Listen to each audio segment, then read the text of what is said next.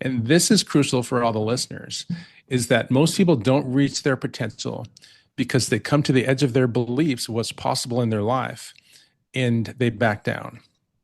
They're too uncomfortable. And what I mean by coming to the edge of their beliefs is I mean they come to the edge of their feelings. They come to points where they're so uncomfortable and they're like, oh, this is so scary. The subconscious is saying, whoa, whoa, whoa, be careful, be careful. And then they resist the moment. They back away or they get tentative or whatever it is. And so then the next time they come to that feeling and they try and avoid that feeling at all costs. What we do with Inner Excellence is the work that I do, it doesn't have to be with a pro athlete or Olympic athlete. It could be with anybody. It could be with a janitor, a teacher, a CEO. It doesn't matter because it's all the same. Very, very little changes depending on who I'm with. There's three pillars of Inner Excellence. It's belief, freedom, and focus. BFF, best friends forever. And belief is really the key there. Freedom is the biggest thing that's lacking because people are afraid to fail because of so much comparison now with social media. And so the way we expand what we believe is possible is kind of like the fundamental aspect of Inner Excellence is we're going to go look for those feelings of discomfort. We're going to visualize ourselves letting go of our past so we can become someone we've never been before. And we're going to visualize those moments where in the past we've been tentative or been afraid. And we're going to see ourselves embracing that moment, that feeling. And we're going to do it by asking ourselves some questions regularly. And the questions are, am I willing to face my fears? Am I willing to fail? Am I willing to look foolish? And especially, am I willing to face any feeling and sit with it even if it never goes away? And then the number one thing here is to understand the most important thing out of whatever happens. Say you're really nervous over some big presentation or some big meeting. The outcome is the least important thing. The most important thing for your life is you embracing the feeling.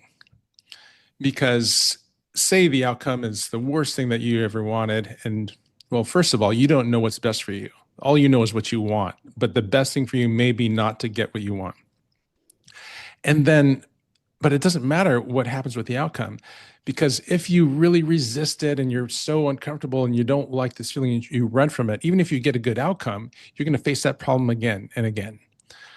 But if you embrace the feeling and the outcome's terrible, embrace the feeling, you keep looking for the feeling, embracing it, because your subconscious doesn't care what the outcome is. It only cares how you feel.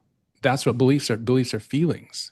And so if you keep embracing that and you don't run from those feelings, eventually you're going to get comfortable in these moments, and then you're going to grow and you're going to be someone, do things you've never done before.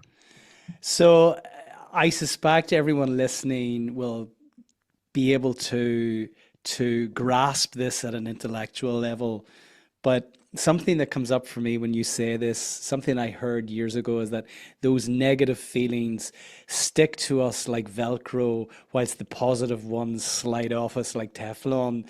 And it sounds like our subconscious is this Velcro that is attracting or sticking to it those situations, those circumstances that have caused us some harm, some discomfort in the past, and they stay there. Whereas the kind of the positive feelings just they kind of disappear, because from a subconscious perspective, they're not relevant. They don't present any significant danger. They're not a threat to us. So it seems like our subconscious is just this collection of all of these things that we perceive as a threat.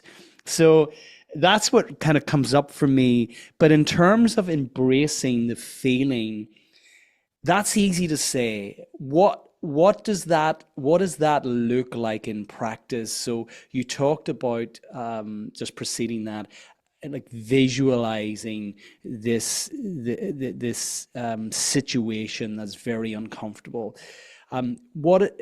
Just expand on that a little bit more, and what other practices can our listeners engage with or do on a daily basis that will Yeah. support them in kind of embracing this feeling? Because I suspect this goes back to getting to the point where you're not afraid to be afraid.